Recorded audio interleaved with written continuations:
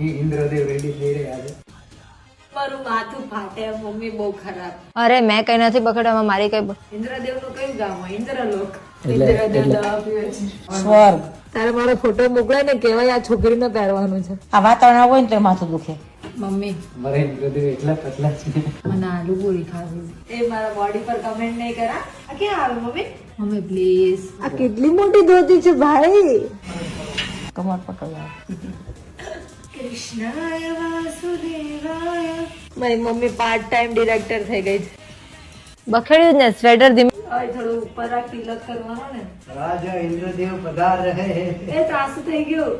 માથું બંધ થશે પછી મજા આવશે. ફીટમાં ઢીલું થઈ ગયું. ઊંચાઈ આવા. જો. બે રોટલી ખાઈશ. પપ્પાને ઘેર રસ લેતા આવે. અભી પહેલા ધોતિયું પહેરાવાનું હોય. ધોતિયું નહીં પહેરવા, અમને નહીં દેખાવાનું. સરપ્રાઈઝ વિઝિટ નહીં આજે. બંધાઈ ગયું ને લોકો હમણે. એ સુરતમાં ઓછા થોડા છે ડ્રેસ વાળા. આ નીચું હશે. પવનના સુસવાડા. યાર બહુ માથું દુખે છે. દવા પી લઉં. બુદ્ધિ દોડાવે કે નહીં માણસ?